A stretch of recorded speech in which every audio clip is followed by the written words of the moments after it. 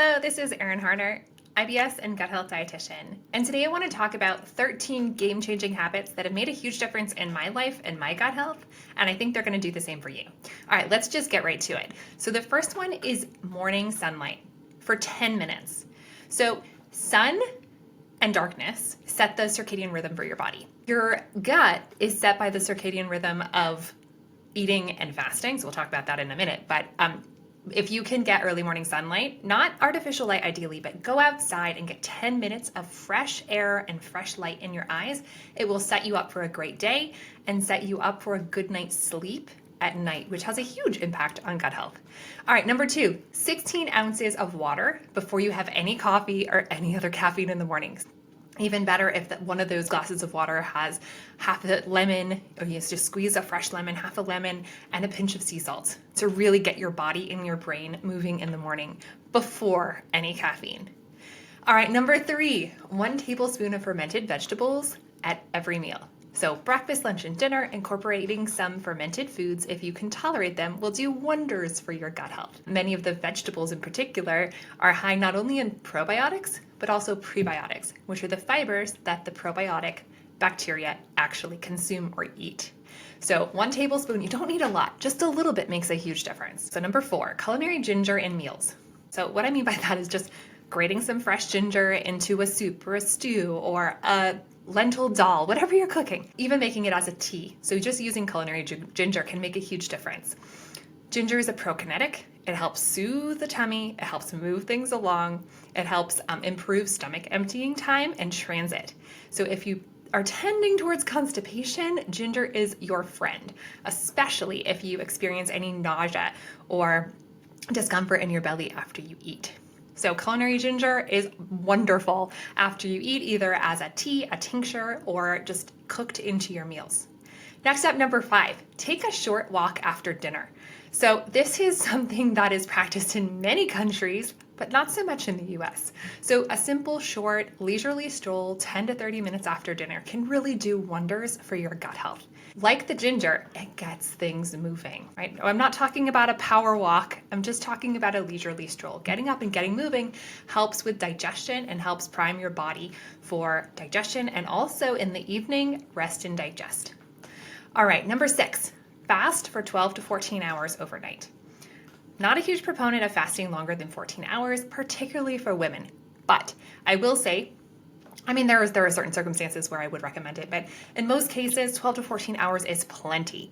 So if you can go from 7 p.m. to 9 a.m., that would be 14 hours, or 7 p.m. to 7 a.m., or 8 p.m. to 8 a.m., that would be 12 hours, right? So if you can give your body a break at night, it helps a complex called the migrating motor complex, which acts as a little janitor that sweeps through your intestines and gets out all of the bacteria and helps prevent overgrowth of bacteria and other undesirable things in the small and large intestine. So fasting overnight can be really helpful. Not extreme, but just enough to give your body a break, rest, and digest. It will also help with sleep. Number 7, chew your food. 15 to 30 chews per bite. This is one of the simplest, one of the easiest, one of the most impactful tips on this list. However, you actually have to do it. So most of us will just take a bite, chew, swallow, take a bite, chew, swallow.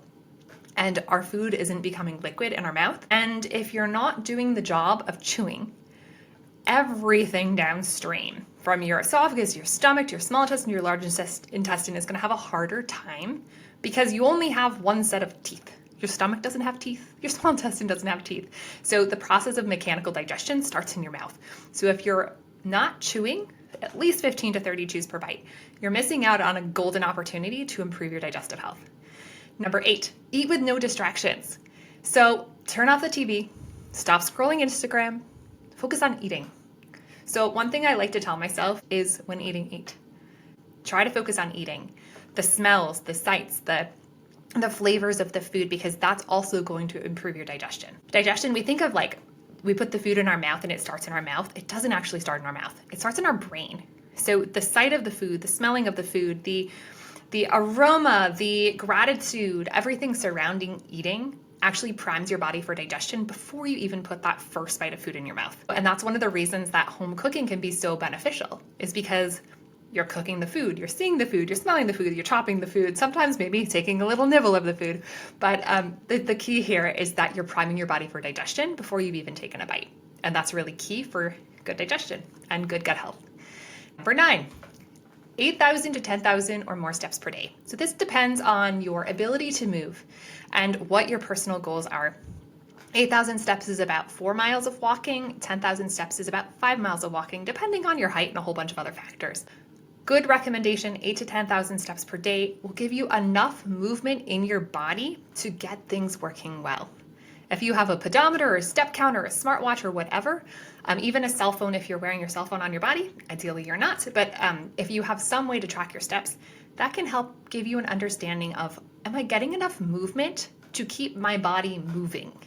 So digestion, particularly constipation, you want to make sure that your body is moving to help keep things moving through. Helps with transit, helps with motility, helps with a lot of things, including gas, bloating, constipation, and all the other stuff that we deal with.